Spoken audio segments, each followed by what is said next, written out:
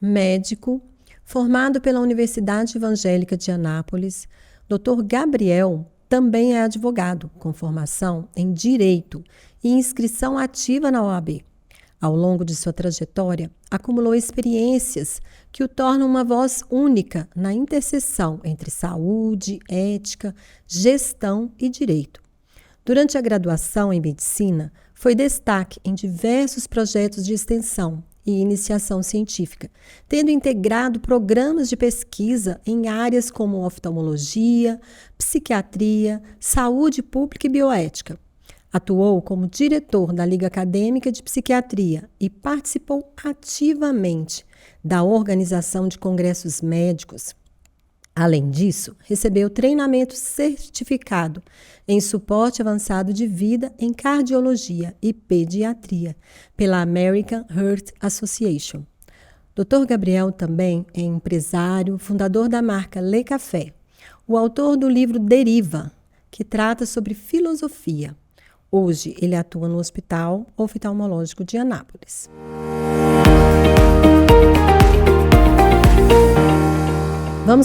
Vamos dar o início a mais uma HOA Cast e hoje nós falaremos sobre pterígio, popularmente conhecido como carne no olho. Eu sou Jaqueline Pereira. Eu sou Jordana Daniela. Boa noite, doutora. Boa noite, Jordana. E hoje temos o prazer de receber o Dr. Gabriel Pereira. Boa noite, doutor. Boa noite, pessoal. Boa noite, doutor. Doutor Gabriel, fala pra gente, assim, de uma forma simples, o que seria o pterígio? Bom, o pterígio, ela é uma membrana fibrovascular que cresce na conjuntiva e pode invadir a córnea. E o que significa isso, né? Então, muitas vezes o nosso corpo ele tenta se defender, só que, como a gente pode ver na febre, como a gente pode ver em outras situações, ele se defende de uma forma não muito inteligente. E ele pode acabar gerando prejuízo ao tentar se defender desse jeito. Nesse caso, por exemplo, uma pessoa que fica muito tempo no sol, essa carninha aí, ela pode estar tentando defender o olho. Mas a gente vai ver que, infelizmente, não defende. Doutor, quais são as principais causas e fatores do pterígio? Então, justamente, quando eu comecei a falar sobre o sol, é exatamente isso. Então, nós temos a luz ultravioleta, né? E ela é o principal fator. Então, uma pessoa que ela fica muito tempo no sol, né? Então, trabalhadores de ambientes abertos, né? Pescadores, essas pessoas elas têm um fator de risco maior, elevado para desenvolver o pterígio. Então, o pessoal, por exemplo, que trabalha na fazenda, que capina e tal, por isso que a importância também do uso do chapéu, né, dos óculos, né, muitas vezes, porque pode proteger. Doutor, fala para mim que existem algumas condições oculares, assim, que podem ser confundidas com o pterígio? Sim, com certeza. Então, por exemplo, nós temos a pinguécula, que é como se fosse... Não é, mas é como se fosse um pequeno pterígio ali. Mas ele não vai invadir a córnea, por exemplo.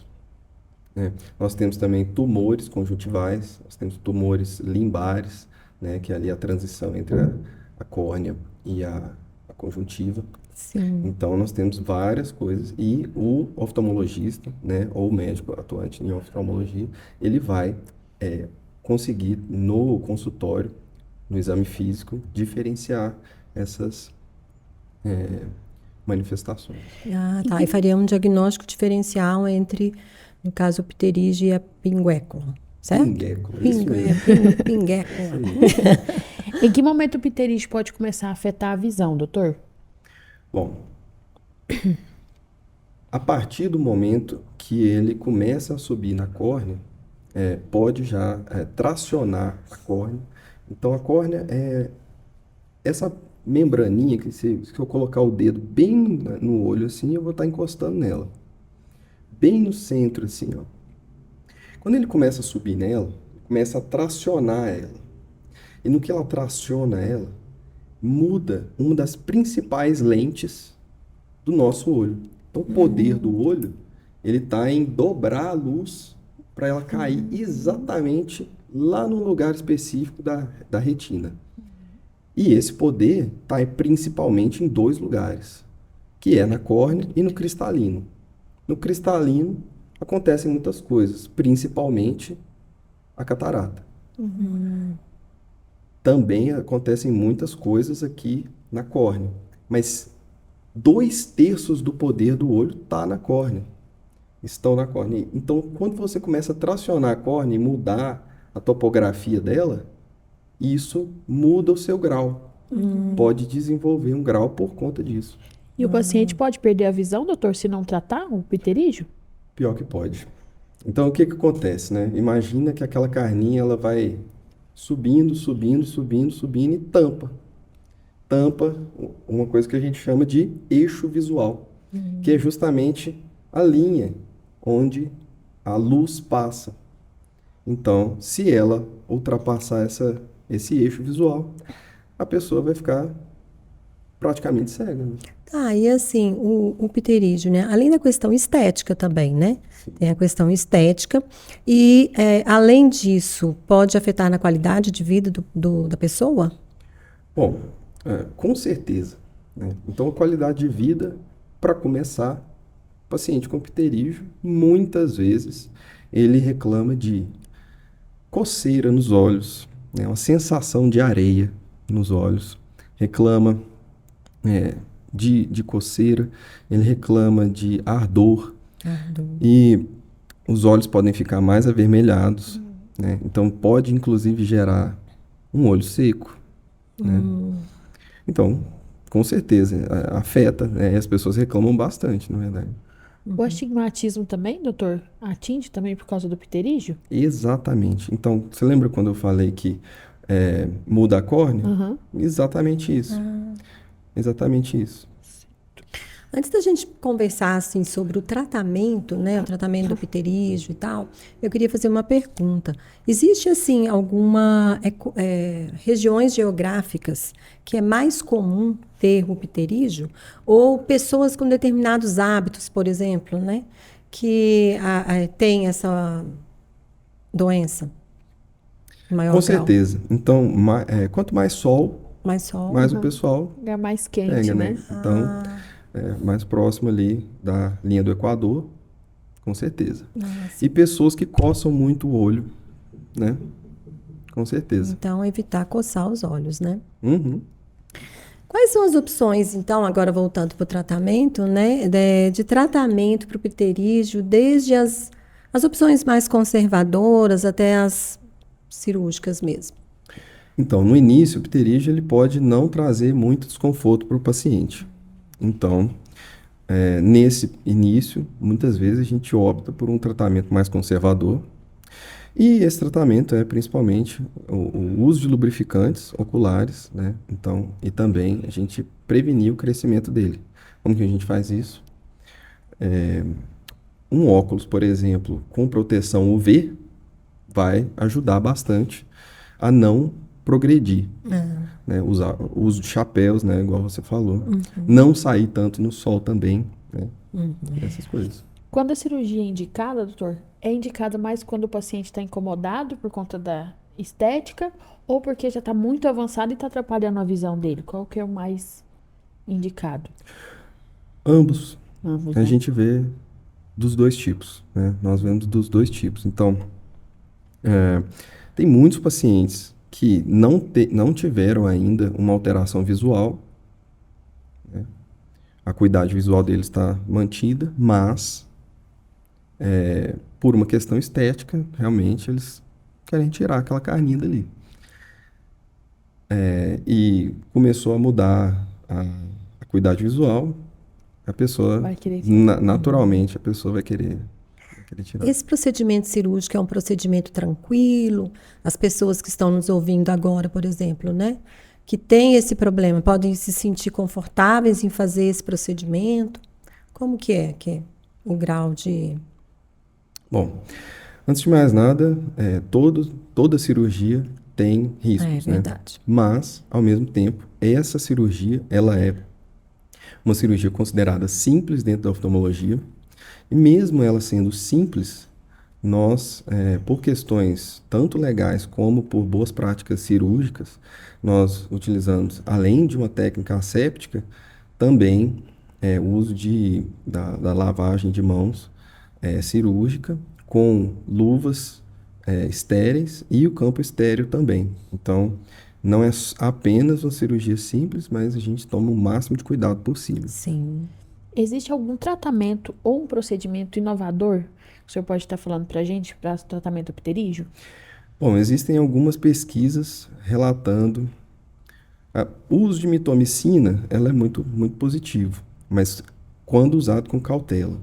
Também temos pesquisas com lasers e com outras medicações durante a cirurgia. Mas ainda precisamos robustecer mais essas evidências. Com a evolução, né, doutor, da ciência, da inteligência artificial, Tecnologia, a né? tecnologia. Então, é constante, né, a mudança sobre o pterígio hoje em dia, né? Então, o senhor está estudando constantemente para ter essas mudanças, né? Com certeza. Um bom médico, seja lá qual for a área dele, deve sempre se manter extremamente atualizado e na vanguarda da ciência. Isso não tem nenhuma dúvida. E a recuperação? Como que ela é? Ela requer muito tempo? Quais os cuidados que o paciente precisa ter no pós-operatório? Bom, então no primeiro dia, a pessoa ela vai ficar com o olho ocluído, né? Então vai colocar ali um tampão, né? Com uma pomadinha dentro. E no outro dia existem as medicações que a gente passa, né? Então principalmente antibióticos e anti-inflamatórios, esteroidais ou não, e os lubrificantes oculares. Também de 2 a 4 semanas, o paciente ele tem que realmente evitar contato com a luz solar excessiva, né? Evitar, digamos o seguinte, não vai ficar pulando de cama elástica, né? Isso mesmo. Doutor, por quanto tempo ele usa esse colírio e esse medicamento após o tratamento? Ele vai usar para a vida inteira? Aí, não, de forma alguma, mas vai de paciente para paciente, vai para caso a caso. Mas, via de regra, de 2 a 4 semanas, ele já para de usar os colírios do pós-operatório. Certo. Então, assim, os nossos telespectadores, eles gostariam muito de saber, né, como prevenir. Como prevenir, né? O uso de chapéu, ok, óculos. Tem mais alguma dica de prevenção para evitar o pterígio? Bom, não fumar. Não fumar é uma boa. Não ficar coçando muito o olho. O uso de lubrificantes oculares é muito, muito interessante, que é, inclusive, muito subestimado pela população e por muitos profissionais também. Mas o uso de lubrificantes é muito positivo. Ok. Eu posso dizer assim, que sabe para o dermatologista ali, o protetor solar? Sim. Então, os lubrificantes oculares para oftalmologistas Nossa. estão por aí. Então tem que anotar na lista, além do protetor solar, lubrificante. Lubrificante, ocular, isso mesmo. E evita várias coisas, né? Porque Muitas coisas. olho seco, por exemplo, também. Uhum. Eram mitos e verdades, Vamos né, falar doutora? dos mitos e das verdades Isso agora, mesmo. né? Porque existem vários mitos, verdades. Ah, você tá com carne no olho, né? Isso, coisas que o Falam. doutor Google diz aí por aí, né, Aham, doutor? como que seria? O Dr. Google. O que o senhor gostaria de desmistificar, né, sobre... Isso. Tá certo. Bom, o Pterígio. que eu posso pensar é que existe um mito de que sempre volta depois da cirurgia. Pois é. Mas não é bem por aí, né? Utilizando as técnicas corretas, a gente pode ter um grau de recidiva de até menos de 10%. Então, nós temos várias técnicas e algumas das técnicas que são mais atuais têm um grau de recidiva baixíssimo. Quando a gente usa, por exemplo, o autoenxerto, né, conjuntival, reduz bastante a recidiva. Quando a gente usa também, quando nós usamos a mitomicina C, com cautela, positiva, e alguns outros detalhes. Então, esse é uma coisa que eu gostaria de desmistificar. Certo. O pessoal que faz esse procedimento, ele pode... sente muita dor ou não no pós-operatório? Isso é um mito ou depende de cada paciente? Com certeza depende de cada paciente. Tem algumas pessoas que não sentem nada, inclusive sem uso de anti-inflamatórios, sem uso de medicações para dor. Agora, tem outros que são um pouco mais sensíveis. Para esses pacientes, a gente tem uma anamnese bem feita antes, conversa muito bem com os pacientes antes, fala qual que você prefere. Normalmente, aquele paciente usa mais dipirona, usa mais paracetamol, usa alguma coisa maior, mais potente, né? Um anti-inflamatório mais potente. E aí eu vou tratar essa dor. Normalmente não sente tanta dor, mas eu já deixo tudo prescrito, né? De acordo com aquele paciente ali. Caso sinta dores, né? Isso. Tem alguma coisa mais assim que o senhor gostaria de falar, né? De abordar sobre o tema que não foi perguntado e aconselhar, talvez, nossos ouvintes? Sim. Então, bom, existe uma ideia, outro mito talvez, então, que o pterígio é câncer. Então, não é, né? Não é câncer, né? Ele é uma tumoração, né? Mas ela é benigna. Então, pode ficar tranquilo, gente. Vai só até onde a gente falou mesmo. Tá bom. E é isso aí. Isso é importante alertar, né? Isso, muito importante, porque mitos são vários, né, doutor? Todo mundo vai. Muitos. Todo mundo, antes de ir no médico, procura aquelas Ah, coisinhas na internet, chega lá, já tá com o diagnóstico Verdade. pronto, né, doutor? Exatamente. Mas sempre temos que procurar um médico primeiro para tirar todas as dúvidas. então, podemos passar para o nosso bate-bola, Sim, Jordana? podemos sim. Então Vai vamos começar, lá. doutor? Vamos lá. O que te atraiu para a oftalmologia? Alguém conhecido? Alguém que te inspirou? Bom, na minha família tem vários oftalmologistas, né? Com certeza, mas o impacto que eu tenho na relação médico-paciente ela é muito positiva, né? Eu consegui me encontrar ali de uma forma que eu não achei que eu ia me encontrar em praticamente nenhuma profissão, porque tem diversas formas, a gente tem um arsenal terapêutico enorme, né? Então eu posso ajudar meu paciente de várias formas, em muitas ocasiões. Isso é muito bom. Eu também tenho um interesse muito grande em física também, e a gente tem que estudar muita legal. física na oftalmo, sabe? Por conta da óptica. E, bom, esse lado aí me atrai bastante também. Qual é a primeira coisa que te veio na cabeça quando pensou em atuar na área de oftalmologia? O que me veio na cabeça? Bom, eu gosto muito de cirurgia, né? Desde o início da faculdade eu gostava muito de cirurgia.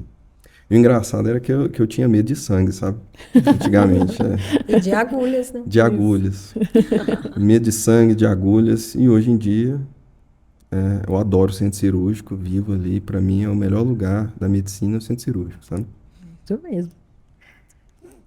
Ótimo Qual o cirurgião, né, procedimento ou área dentro da oftalmologia que você tem assim mais curiosidade, né, mais vontade de se subespecializar? Bom, eu gosto muito de retina, sabe?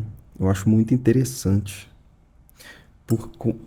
Primeiro por conta da complexidade. Realmente uma coisa assim extraordinária, sabe? Realmente é uma coisa extraordinária. Do ponto de vista do conhecimento. Além disso, eu vejo que existe uma área cirúrgica também ali. E eu sei que nessa área, uma das coisas principais, um dos fatores principais para um bom profissional é uma boa relação médico-paciente e uma boa e um bom acolhimento. É isso que eu estou procurando. Um bom acolhimento. Eu sei que muitas vezes, quando a gente fala de retina, a gente fala de dar notícias difíceis. E nesse momento, muitas vezes é um momento difícil para o paciente. Então, eu acredito que também nessa área são necessários profissionais que sejam bons em acolher os pacientes com todo o carinho possível. Porque é um momento que muitas vezes as pessoas precisam de ajuda. Não só com uma técnica precisa, mas também com o coração. Doutor, se você pudesse ter uma supervisão para os olhos, qual seria? Uma supervisão? Isso. Supervisão de Superpoder. superpoder. Ver no escuro, um raio-x, visão de raio-x. Olha, Visão de raio-x é perigoso, né? Então, raio-x é perigoso. É muito complicado isso aí. Realmente. Mas o espectro de luz visível, o espectro de luz invisível todo. Posso pular o raio-x, para deixar o povo tranquilo, mas ultravioleta e o infravermelho, gostaria de enxergar ali coisas que para os nossos olhos são invisíveis, até porque eu gosto muito de astronomia, sabe? E na astronomia nós temos aí alguns telescópios que eles são projetados justamente para a gente enxergar coisas que são para os nossos olhos invisíveis. Né? É verdade. Muito legal. Então, fora da oftalmologia, da medicina, fala pra gente assim um hobby seu, né, uma paixão sua para que a gente possa te conhecer melhor. Bom, então, eu gosto muito de hobbies. Realmente, no meu pouco tempo livre, eu gosto muito de estudar, né? Então, dentro das áreas aí que eu sou muito interessado, então, a filosofia, eu gosto muito de astronomia, arqueologia também, eu acho muito interessante, a própria história e a física. E eu gosto muito de escrever, sabe?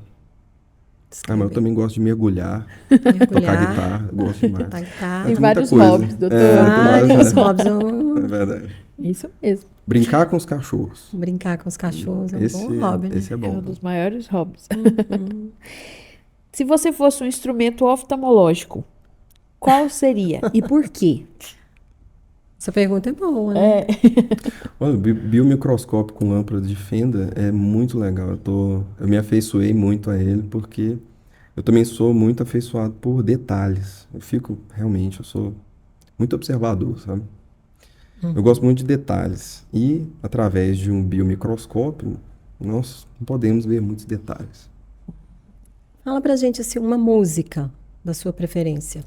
Uma música. Ou uma Uma banda. banda, um cantor predileto. Olha, Braveheart, do Miura Jam, tem uma letra linda demais.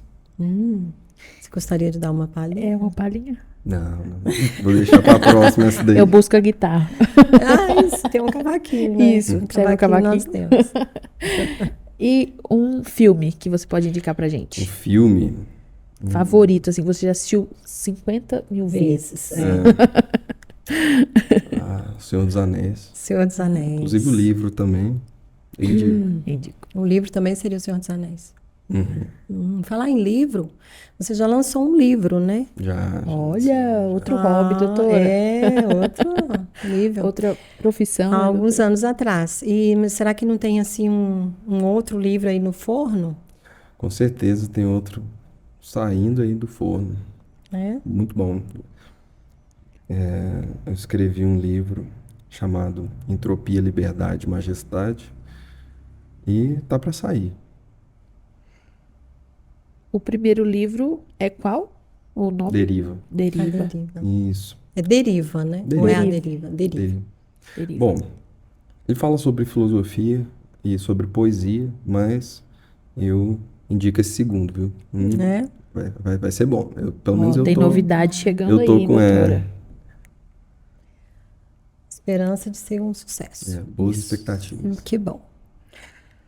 O que te deixa mais animado assim para levantar todos os dias e sair correndo para ir trabalhar? Olha, eu gosto muito de fazer amizade com meus pacientes Então, eu passei minha infância assistindo desenho animado e eu adoro conversar com as crianças, né? Então, a consulta comigo com criança é sempre divertida pra caramba, né? Quando a criança tem ali, é muito novinho, bebê, né? Então eu coloco ali a galinha pintadinha para ele assistir, né? Enquanto eu brinco com ele, enquanto eu vou fazendo os exames físicos, por exemplo. E quando ela já cresceu um pouquinho, eu posso conversar, né? Conversa ali de vários desenhos diferentes. Então acaba que cria uma conexão ali. Tem uma criança dentro de todos nós, É né? isso mesmo. Doutor, se você não fosse médico, qual outra profissão que você ia exercer?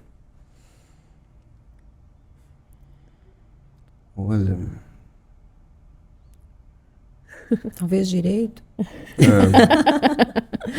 bom, eu diria que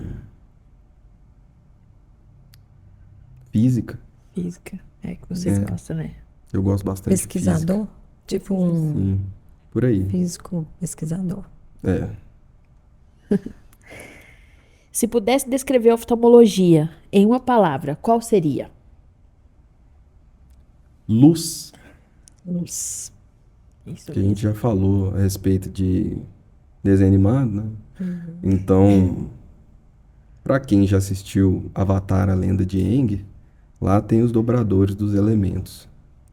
O oftalmologista é praticamente um dobrador de luz, porque nós usamos a tecnologia biológica, e química, e cirúrgica, e em lentes, em espelhos, tudo para conseguir moldar a luz para ela cair ali na retina. E uma vez que cai na retina, nós conseguimos, quando a retina está saudável, promover a visão, né? Então, são os dobradores de luz. Que lindo, né, doutora? Lindo, muito bom. Bem, doutor. Muito E obrigada. qual, assim, a mensagem dessa noite, né? Você deixa para os nossos ouvintes, nossos telespectadores, uma mensagem, assim, de luz. Uma mensagem de luz. Bom, vamos lá. A vida, ela é extremamente difícil. Lute sem parar pelo bem. Isso aí. Muito bem. E para os jovens hoje, doutor, qual a mensagem que o senhor pode deixar para eles? Mexer menos no celular. Nossa, aí é guerra. É uma guerra. Vai entrar Outra guerra. a terceira A guerra. terceira. Então, eu vou dar outra, então. Estude bastante. Isso. Bastante. Sim. Muito bom. Muito obrigada, Muito doutor obrigada, Gabriel. Eu que Foi um agradeço. prazer Maravilhoso, né, doutora? tê-lo conosco nessa noite. Pra gente foi uma noite iluminada, nos trouxe muita carisma, muita luz, muitos conhecimentos, e nós te agradecemos imensamente em ter aceitado o nosso convite. Sucesso na sua caminhada, doutor. Muito Para todos sucesso. nós. Obrigada. Boa noite. Boa noite. Boa noite.